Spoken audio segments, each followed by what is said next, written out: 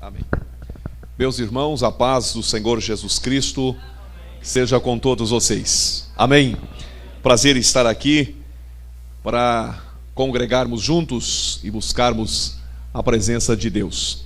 Era para termos estado aqui já algum tempo atrás, mas em virtude de algumas circunstâncias nós tivemos que mudar a data e hoje aprove ao Senhor estarmos aqui e nós louvamos a Deus pela vida desta igreja, pela vida de todos vocês que com certeza têm buscado a Deus e têm esperado, como a irmã muito bem leu aqui, Jesus Cristo está voltando e volta logo, e nós devemos guardar aquilo que nós temos, que é o mais importante, a nossa salvação em Cristo Jesus. Nós vamos ver a palavra do Senhor nesse instante, Lucas capítulo de número 8,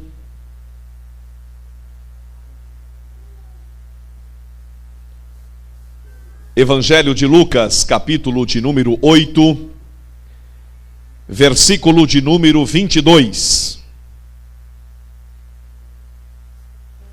Lucas, capítulo de número 8, versículo de número 22. Amém?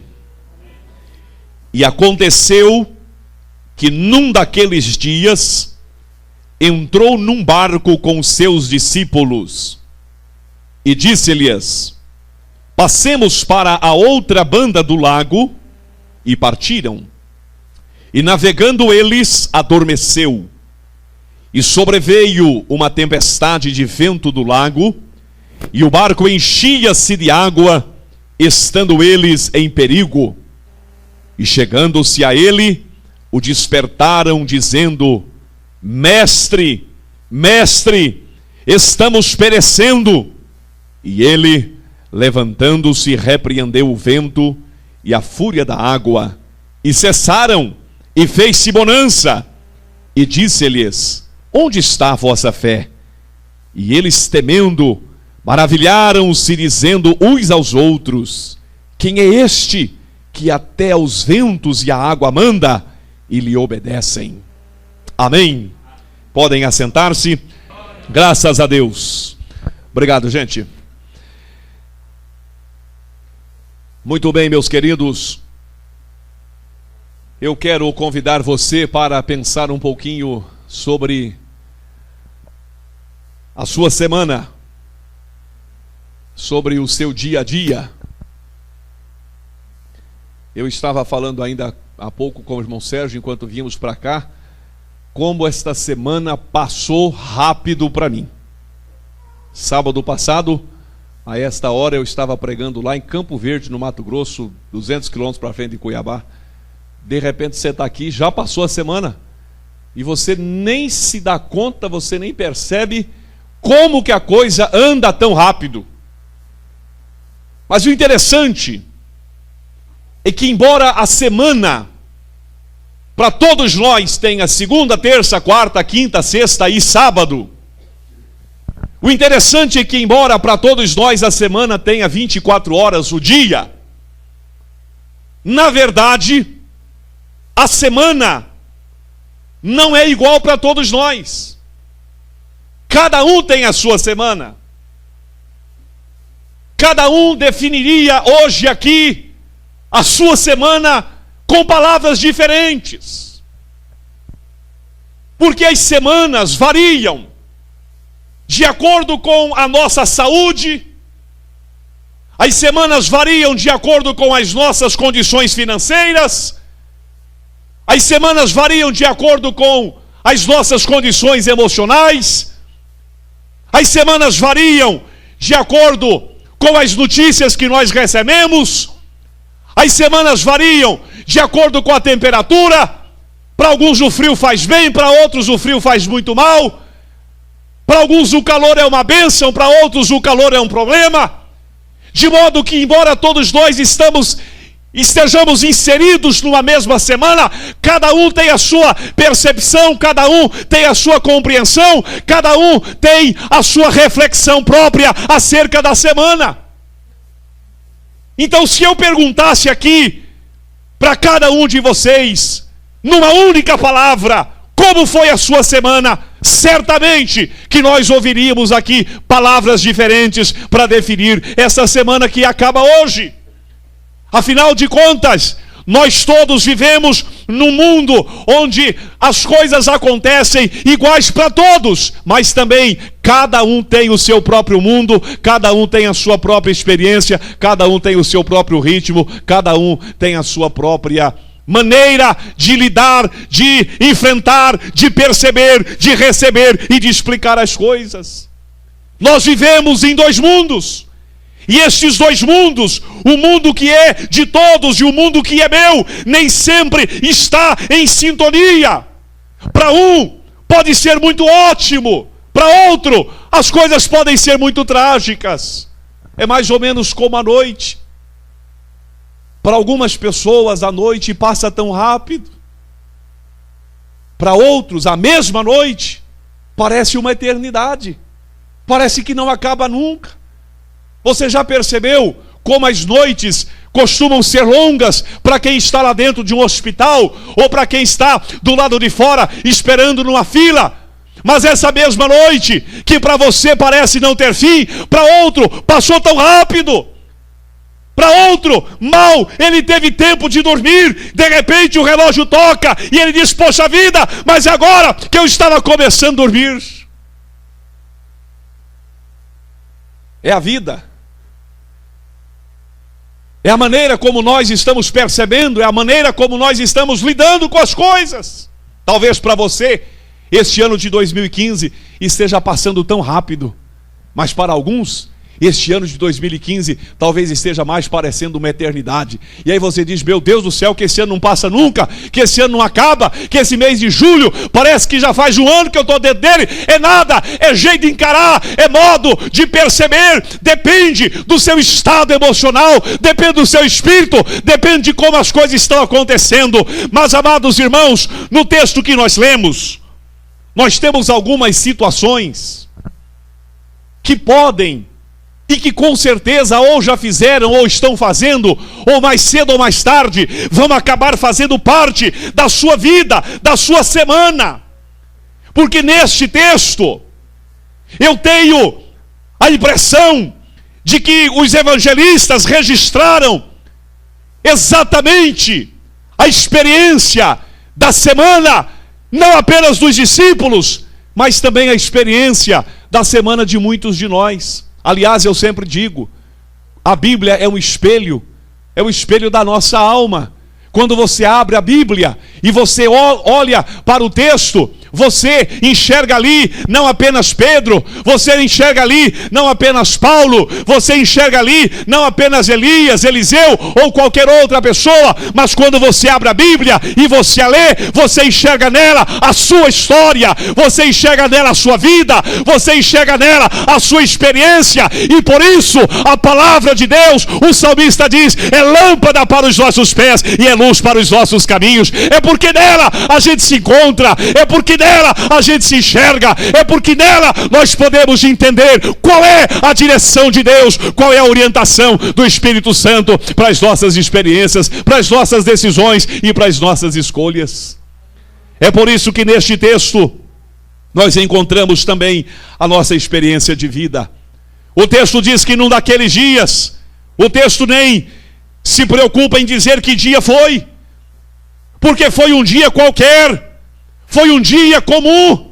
Pode ter sido numa segunda, pode ter sido numa terça, numa quarta, numa quinta, não faz diferença. Foi num dia qualquer que Jesus entrou no barco com os seus discípulos e disse a eles: vamos passar para outra banda do lago. E eles partiram. E esta era uma situação extremamente comum para os discípulos. Esses homens estavam acostumados ao mar. Foi ali que Jesus os encontrou pescando. Talvez desde meninos eles já estavam sempre ali à beira do rio, do lago, do mar. E agora andar de barco ou atravessar este lago não é nada de novo, é coisa que acontece todo instante. Mas então o texto diz que navegando eles, Jesus adormeceu e de repente veio uma grande tempestade de vento no mar, de modo que o barco se enchia de água e os discípulos estavam em perigo. Por mais que eles lutassem, por mais que eles tentassem se livrar daquela água teimosa que queria entrar no barco e sucumbi-lo, eles não conseguiam se livrar da tempestade. De repente, eles olham para Jesus que está dormindo ali, e eles o despertam dizendo: Mestre, nós estamos perecendo, e o Senhor não se importa, o Senhor não percebe. Não é possível que com tanta água, que com tanto vento, que com tanto balanço deste barco, o Senhor esteja dormindo.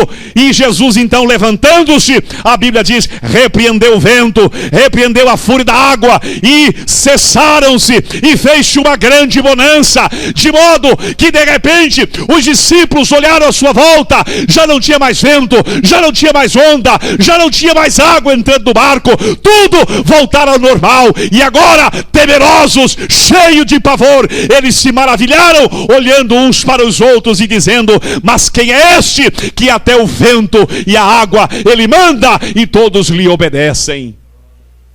Meus irmãos, é interessante nós olharmos para o texto,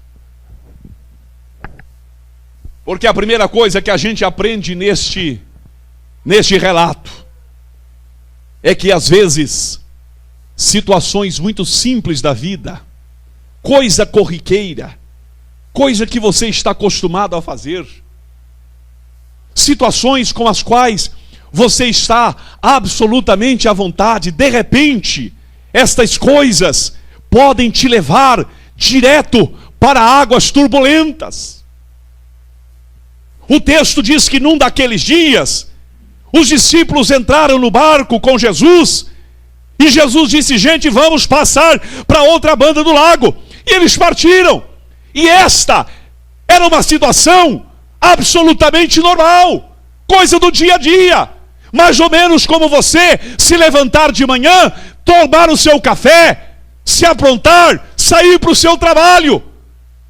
Mais ou menos como a irmã se levantar de manhã e depois do café ir para o fogão, ir para a pia, ir para o tanque, pegar a vassoura, começar a varrer a casa, coisa que você faz todo dia, coisa que os discípulos estavam acostumados a fazer a todo instante. Mas aquele dia não seria um dia comum, aquele dia não terminaria como os outros dias. Naquele dia, embora eles estivessem fazendo algo com o qual estavam acostumados a fazer, o texto diz que eles estavam indo na direção de uma tempestade. Logo mais ali estava o vento, logo mais ali estavam as ondas, logo mais ali estava o perigo lhes esperando.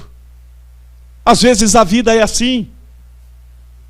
Um telefonema pode mudar toda a história da nossa vida.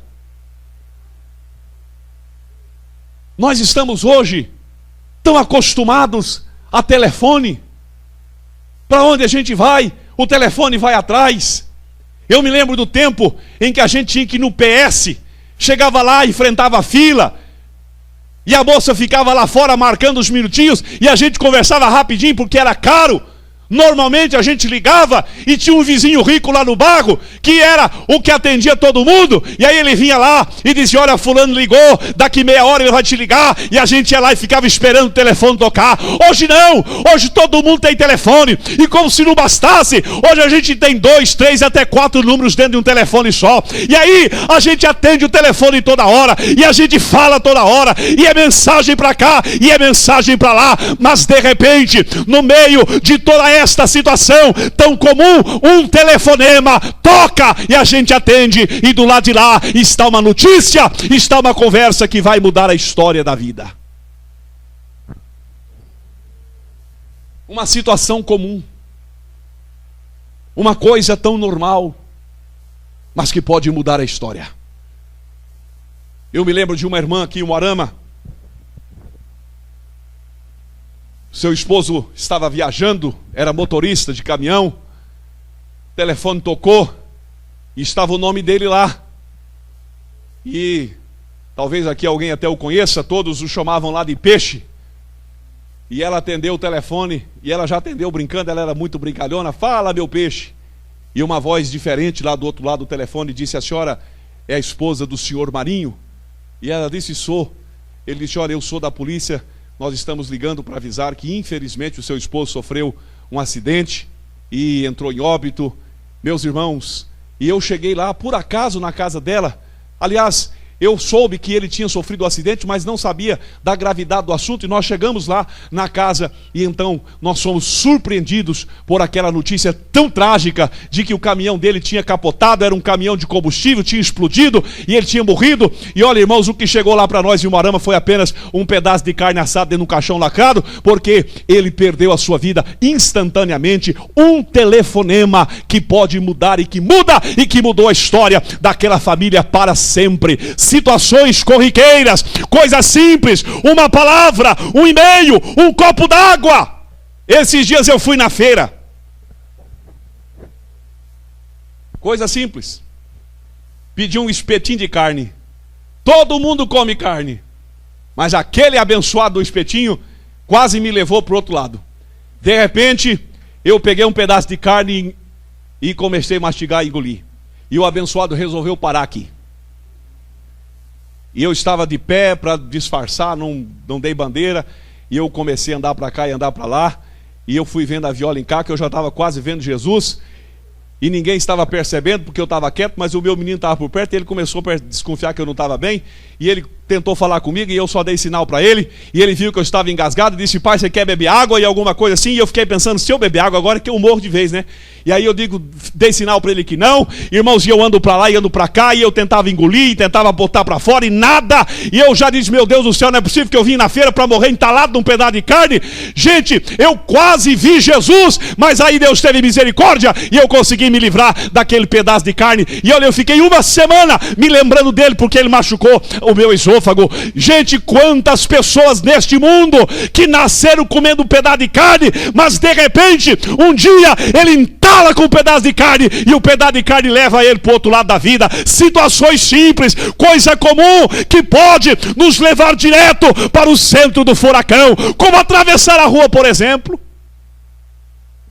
Uma irmã muito querida nossa aqui da região, irmã Candinha, talvez alguém aqui a tenha conhecido também, ela lá de Iporã, uma mulher de Deus, uma mulher muito consagrada a Deus. Um dia lá na cidade de Maringá, foi atravessar uma rua e veio um ônibus e passou por cima da irmã Candinha e saiu esfregando ela no asfalto e matou a coitada da irmã. Gente, quantas vezes a gente atravessa a rua ao longo da vida, mas de repente, num dia, aquela travessia não é mais uma travessia qualquer, e pode fazer com que a gente seja levado para o centro de uma tempestade. Foi assim com os discípulos. Quantas vezes eles já tinham atravessado aquele lago, quantas vezes eles já tinham passado para outra banda, mas naquele dia, aquela viagem seria uma viagem diferente, e de repente eles se depararam com uma tempestade.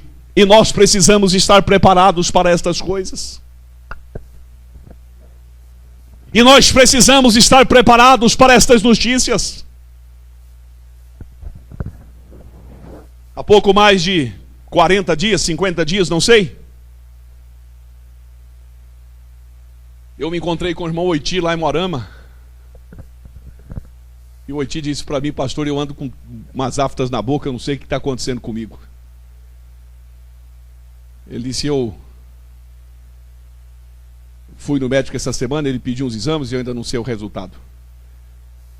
Daqui a pouco eu recebo a notícia de que o Oiti está com leucemia, em estado avançado, e o médico foi muito claro para ele. Ele disse: olha, para o senhor resta um milagre ou o caixão. Em menos de 30, 40 dias, e sábado atrasado nós estávamos lá em Umuarama para nos despedir do nosso irmão querido, presbítero Oiti. E aí a gente às vezes fica pensando: poxa vida, mais uma afta mata. Não, a afta não mata, mas leucemia mata.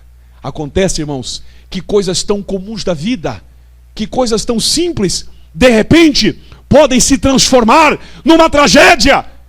E nós precisamos estar preparados também para estas coisas. Uma outra verdade que eu aprendo no texto é que às vezes as tempestades são impiedosas e são também persistentes. Às vezes as lutas, as tribulações, as dificuldades, elas são muito mais teimosas e elas duram muito mais tempo do que a gente gostaria que elas durassem. É quando o céu escurece, é quando as estrelas não brilham, é quando o sol não aparece, é quando a gente se sente sozinho, é quando a gente se sente vulnerável, é quando a gente se sente angustiado, é quando a gente se sente vazio, é quando a gente se sente com medo. E às vezes, irmãos, as coisas duram muito mais tempo do que nós gostaríamos que elas durassem. Uma irmã perguntou para mim um dia, ela falou: pastor, por que é que quando Deus fala que vai abençoar a gente pode sentar e esperar, sentado porque demora, mas quando Deus fala que vai vir luta, antes da gente chegar em casa, a luta já está esperando a gente no portão? Eu falei: olha, irmã, eu não sei. Pergunta isso para quem sabe, porque eu não sei de responder. Mas a verdade é que parece que é assim mesmo. Quando é coisa para abençoar, olha, você tem que esperar bastante. Mas quando é luta, ela vem. A bênção parece que vem, passa tão rápido, mas a tempestade, ela vem e dura tanto. Os discípulos estavam lá lutando, e quanto mais eles lutavam, mais o barco se enchia de água. Quanto mais eles corriam de um lado para o outro, mais a tempestade se intensificava, de modo que eles estavam em perigo. Mas tem uma outra coisa que me chama a atenção no texto. E eu costumo dizer que aqui está o maior teste da nossa espiritualidade. O maior teste da vida cristã não é você enfrentar o diabo cara a cara. O maior teste da vida cristã não é você ir no médico e o médico te dar um diagnóstico de uma enfermidade perigosa. O maior teste da espiritualidade cristã não é você ficar desempregado 1 mês, 2 ou 3. O maior teste da vida espiritual não é você perder alguém que você ama. Sabe qual é o maior teste da espiritualidade cristã? O silêncio de Deus. O silêncio de Deus. É você estar no meio da tempestade.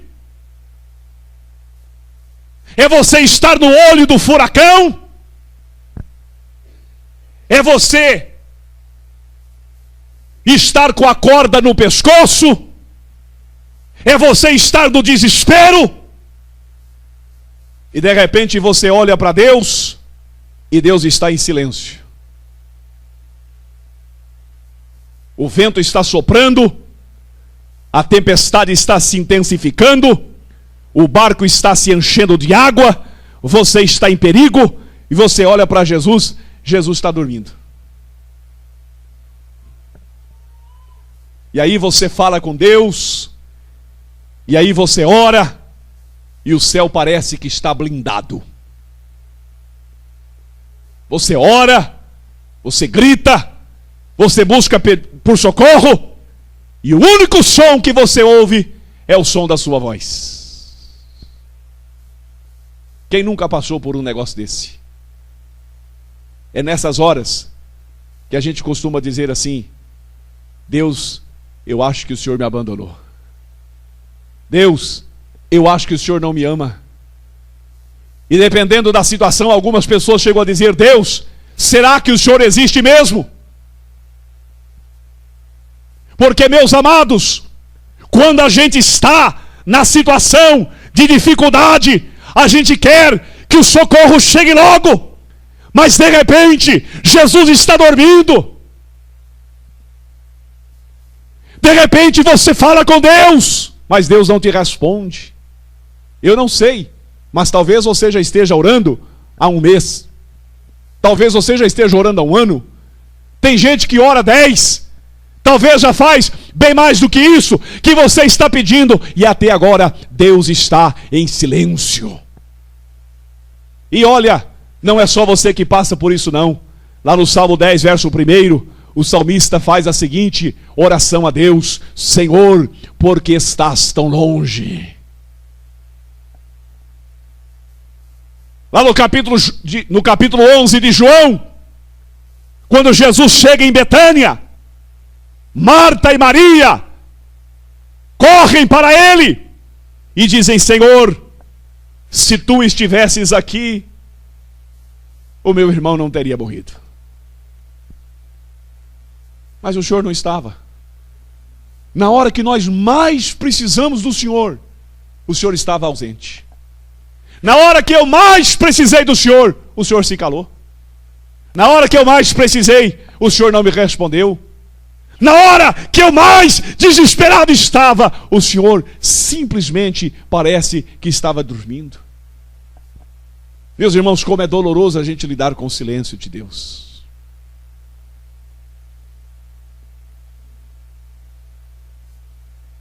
Mas aí vem uma pergunta que eu quero fazer aqui para você nesta noite e também lhe responder. Porque é importante a gente saber que situações corriqueiras da vida podem nos levar para o meio da tempestade. É importante saber disso. É importante você saber que no mundo nós teremos aflições. É importante você saber que às vezes as tempestades duram muito mais tempo do que a gente gostaria. Eu bem que gostaria de poder dizer que não, mas a verdade é que às vezes os problemas duram muito mais do que a gente gostaria que eles durassem. Também é importante eu dizer para você que Deus às vezes fica assim em silêncio. Mas se eu dissesse isto aqui para você, mas não lhe ensinasse como comportar-se nestes momentos, você sairia daqui talvez decepcionado, frustrado e muitas vezes, e muitos de nós até, sem esperança. Mas eu quero lhe dizer aqui, meu irmão, como você deve se comportar nestes momentos, porque é para que você não esmoreça, porque é para que você não caia, porque é para que você continue de pé, que Deus está enviando nesta noite esta palavra. Talvez eu esteja falando com alguém que esteja dentro de um barquinho, sendo chacoalhado por ondas violentas, mas Deus lhe trouxe aqui hoje para dizer a você: o teu choro pode durar uma noite, mas não desista não, porque a alegria virá pelo amanhecer. Em nome do Senhor Jesus, a vitória vai raiar também na sua vida. Portanto, primeira coisa que eu quero lhe dizer, e que com certeza vai lhe ajudar muito nestes momentos, é que você não está sozinho. Haja o que houver, aconteça o que acontecer, sopre o vento na velocidade que quiser soprar, tenham as ondas o tamanho que tiverem, seja o teu barquinho jogado para onde for, lembre-se, você não está sozinho. E eu quero lhe dizer 3 coisas acerca disto. Primeiro, você não está sozinho, porque neste mesmo barco onde você está, porque nestas mesmas águas turbulentas onde você está, muita gente está também. Nós temos a tendência de achar que quando a coisa aperta para o nosso lado, é só a gente, mais ninguém no mundo que passa ou que está passando por aquilo. E aí a gente costuma querer ter dó da gente mesmo. A gente começa a achar que a coisa é tão difícil que a gente já nem consegue mais ficar de pé. A gente começa a achar que Deus e o mundo está contra nós. É mais ou menos como Elias, que quando recebeu de Jezabel a carta de ameaça, pediu a morte, dizendo para Deus: Senhor, eu fiquei sozinho aqui. Deus bateu a mão no ombro de Elias e disse: Elias, você está sozinho nada. Existem por aí outros 7.000 homens que, como você, também não dobraram os seus joelhos diante de Baal. Meus irmãos, os discípulos estavam no barco, mas aquele mar, o mar da Galileia, não era um mar exclusivo dos discípulos. Muita gente navegava ali. E naquela noite, o vento que estava soprando no barquinho deles também estava soprando no barco de muitas outras pessoas. Os discípulos estavam em perigo, mas eles não estavam em perigo sozinhos. O mesmo vento e as mesmas ondas estavam também açoitando os barcos de tantas outras pessoas. E aliás, eu me lembro aqui de um texto importante que o apóstolo Pedro escreveu na sua primeira carta, no capítulo 5, no verso 8 e 9. Sede sóbrios, vigiai, porque o diabo, vosso adversário, anda em derredor, bramando como leão, buscando a quem possa tragar, ao qual resistir firmes da fé, sabendo que as mesmas aflições se cumprem entre os vossos irmãos no mundo. Entendeu por que você não está sozinho? Porque as mesmas coisas que Pedro diz faça, ele diz faça, porque tem muita gente fazendo por aí também. Você está pensando que você está com luta sozinho? Você não está sozinho nesse barco não. Aliás, a gente quando não está doente, a gente pensa que está todo mundo com saúde. Mas vai lá no posto de saúde agora para você ver. Você sabe por que quando a gente chega na farmácia, a farmácia está abarrotada de remédio? É porque a gente não fica doente sozinho no mundo. Você sabe por que quando você chega lá no médico, e hoje até pagando tem fila? É porque todo mundo passa pelas mesmas coisas que você passa. Meu irmão, se você fosse o único a ter dor nas costas, os médicos ortopedistas estariam ferrados, morrendo de fome. Mas olha, eles estão cada dia mais ricos. Sabe por quê? Porque a mesma dor nas costas que você sente, o mundo inteirinho sente também. Você não está sozinho. Segundo, você não está sozinho, porque sempre haverá alguém que te apoie e que te dê força na hora da sua dificuldade. A Bíblia diz em Provérbios que existe na terra um amigo que é mais chegado do que um irmão. Sempre haverá alguém que Deus porá do nosso lado. Alguém que você talvez nem espere, de algum lugar vem o socorro. Você não fica sozinho não. Jesus não ficou sozinho na hora da sua maior dificuldade, e você também não ficará sozinho na hora da sua maior dificuldade. Deus sempre colocará gente para ficar conosco. Pedro estava no barco, e sim, mas Pedro não estava sozinho no barco. Com ele tinha mais outros. João estava lá, mas não estava sozinho. Com ele tinha outros também. Agora, preste atenção para isso, porque aqui está a terceira coisa, e a mais importante delas. O texto nos faz saber que Deus pode, na hora da nossa dificuldade, até estar em silêncio, mas Deus nunca estará ausente.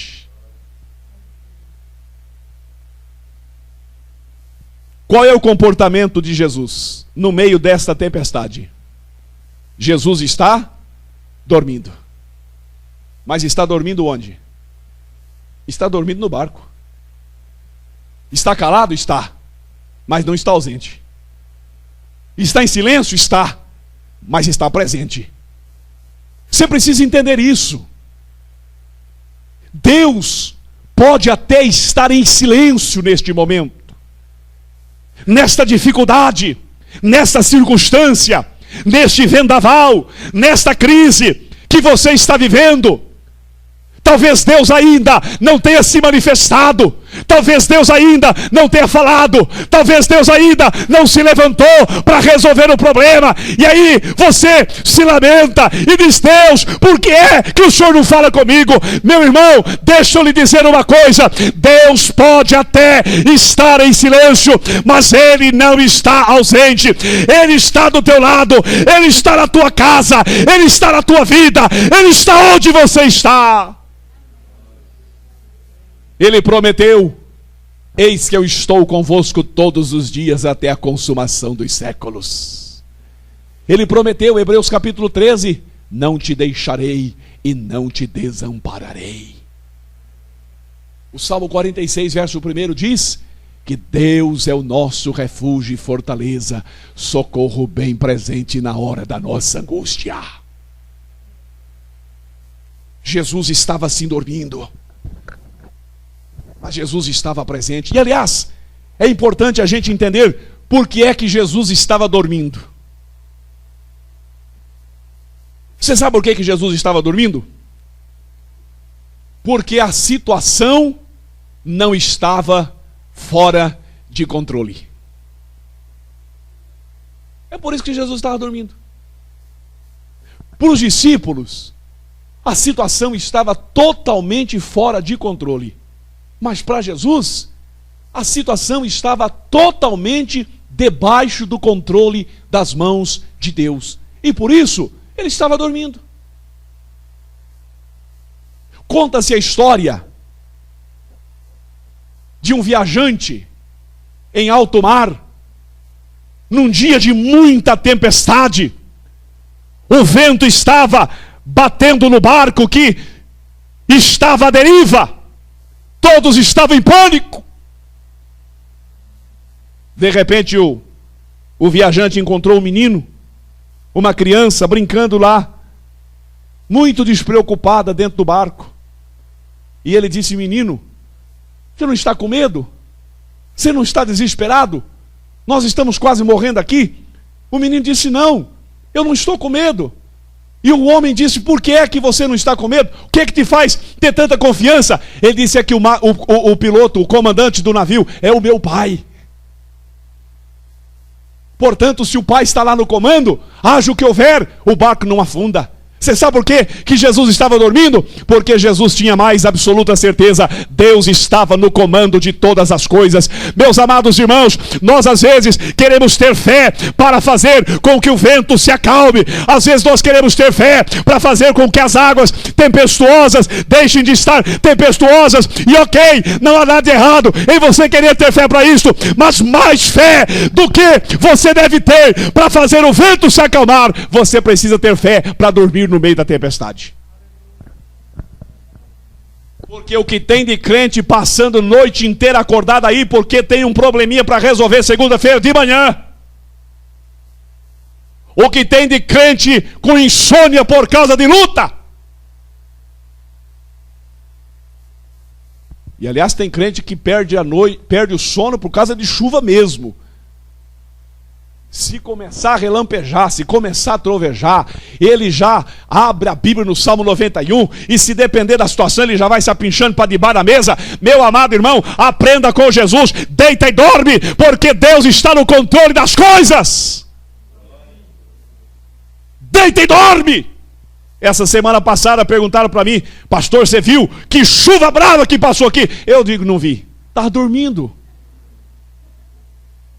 Mas como é que você consegue dormir no meio de uma tempestade dessa?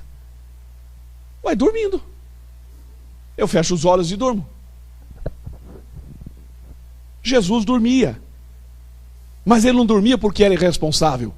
Ele não dormia porque ele não estava preocupado.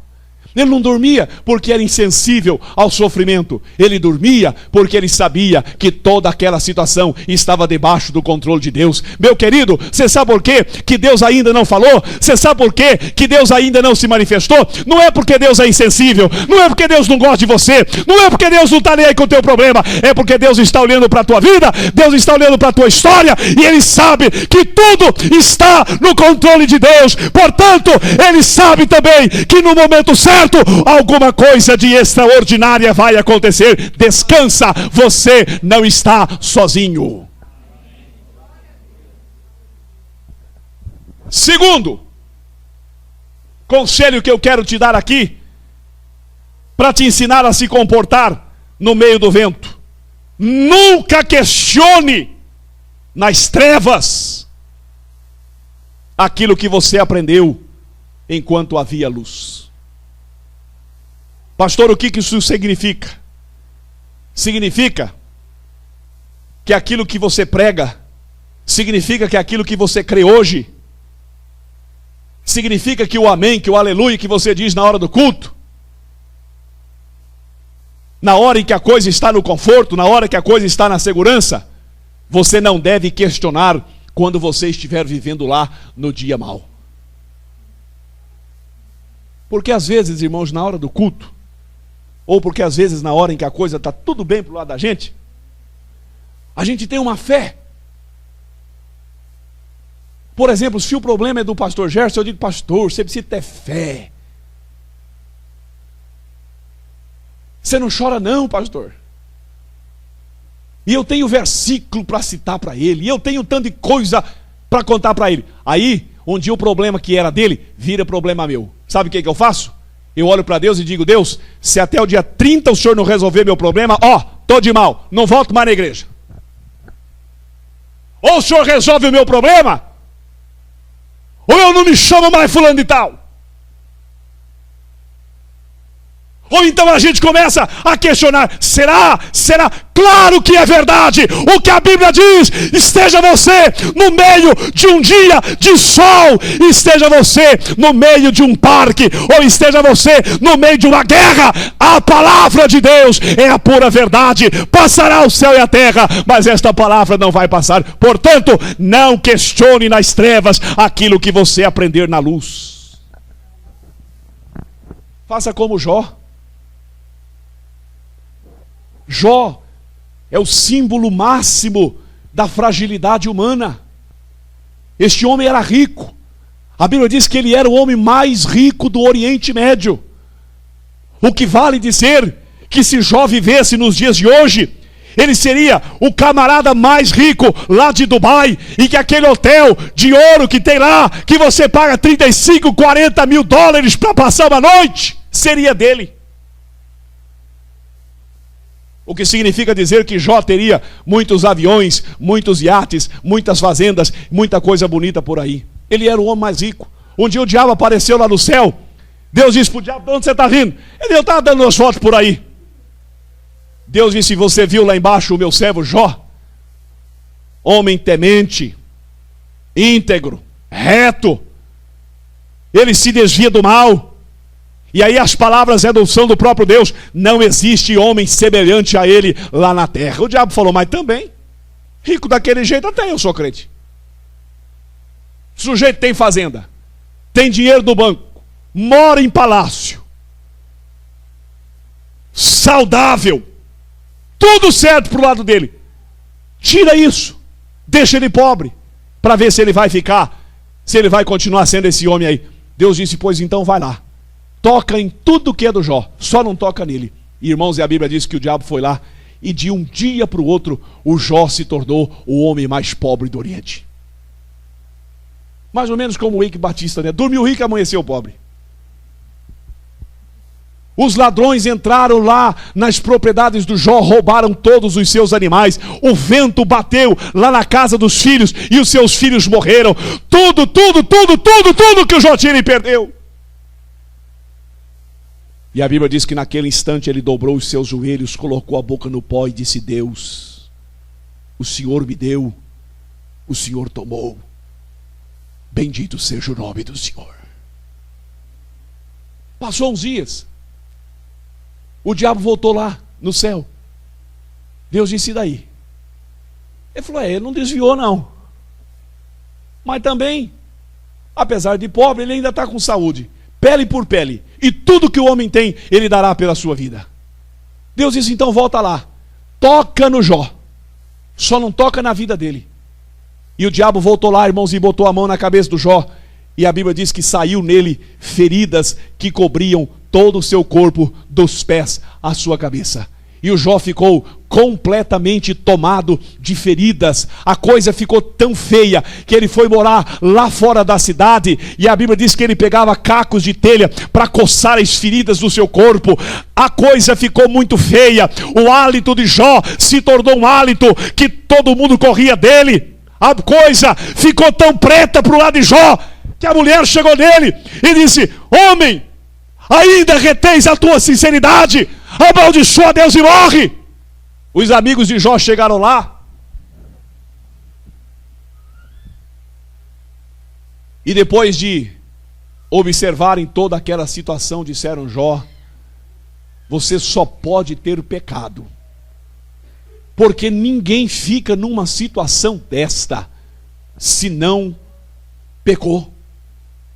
Jó disse: gente, eu não pequei. Eu já examinei a minha vida, eu já busquei saber o que aconteceu, não tem nada errado comigo. E a Bíblia diz que eles ficaram lá em volta do Jó, enchendo as paciências dele e tentando provar para ele, por A mais B, que ele tinha sim pecado, que ele tinha sim cometido alguma falha. E eles foram lá apurrinhando Jó. Mas a Bíblia diz, irmãos, que também naquela situação o Jó colocou a sua boca no pó e disse: Deus, nu eu saí do ventre da minha mãe, e nu eu voltarei para lá. E a Bíblia diz que ainda assim o Jó adorou a Deus e não pecou contra o Senhor. E um dia, no meio da mais terrível dor, no meio do mais terrível sofrimento, no meio de toda aquela tribulação, ele disse algo que está no capítulo 19, no versículo 25: eu sei que o meu Redentor vive, e que por fim se levantará sobre a terra, e depois de consumir da minha pele, ainda na minha carne, eu verei a Deus. Aleluia! Sabe o que é isto? Isto é não questionar nas trevas aquilo que aprendeu na luz. Sabe quando é que o Jó tinha aprendido que o Redentor está vivo? Ele tinha aprendido isso quando ele era rico. Você sabe quando é que o Jó tinha aprendido que Deus está vivo? Quando ele tinha saúde. Mas agora que ele está pobre, agora que ele está doente, ele não se desviou, ele não se afastou, pelo contrário, ele se levanta e diz: olha, eu estou sim vivendo o pior momento da minha vida, mas apesar disso, eu sei que o meu Redentor está vivo, e que ele se levantará, e eu ainda verei a Deus. Faça como Paulo, que lá dentro da prisão, acorrentado, preso, maltratado, injustiçado, escreveu as seguintes palavras: eu sei em quem eu tenho crido, e eu estou certo de que Ele é poderoso para guardar o meu depósito até aquele dia. Faça como Jó. Olhe para Deus e diga: Senhor, apesar de tudo, eu sei que tudo podes, e que nenhum dos teus planos podem ser frustrados. Sabe qual é o problema? O problema é que às vezes nós não podemos dizer eu sei, porque nós não sabemos. Às vezes nós não podemos dizer eu sei, porque nós não estudamos a palavra, nós não conhecemos a verdade da palavra, nós não conhecemos o Deus a quem nós estamos servindo. Mas, meu amado, eu quero nesta noite lhe convidar a olhar para Jesus Cristo e a aprender com Ele que você é mais do que vencedor. Não importa a circunstância, não importa o problema, não importa o tamanho do vento, Deus está contigo e Ele vai te dar vitória. Portanto, não questione. Olhe para Jesus lá na cruz e faça a oração que Ele fez. Olhe para Jesus lá na cruz e diga a Deus as mesmas coisas que Ele disse na hora da sua maior agonia. Diga: Pai, nas tuas mãos eu entrego o meu espírito. Sabe quando foi que Jesus disse isso? Depois de ter dito: Deus meu, por que me desamparaste? Apesar de Jesus estar se sentindo desamparado, e ainda assim, ele entendeu que nas mãos de Deus, a sua alma, o seu espírito estaria em muito melhor estado. Faça isto, entregue a sua vida nas mãos de Deus. Confia em Deus, confia na providência de Deus. Deus vai te surpreender. Ele vai se levantar no meio da tempestade, como Ele fez com os discípulos, e vai dizer ao vento: acalma-te, vento, aquieta-te, mar. O choro pode durar uma noite, a alegria vem pelo amanhecer. Deus vai te surpreender. Diga comigo assim: Deus vai me surpreender. E quando Deus te surpreender, você vai conhecê-lo de um jeito novo e especial. Às vezes, irmãos, a gente pensa que já sabe tudo sobre Deus. Às vezes a gente pensa que já sabe tudo sobre Ele. Mas de repente, basta um olhar, basta um gesto, basta uma palavra, basta alguma coisa para nós nos entreolharmos e dizermos: mas quem é este que até os ventos e a água manda e lhe obedecem? Este é o Deus que nós estamos servindo, um Deus de coisas novas, um Deus que sempre faz algo que a gente ainda não viu fazer.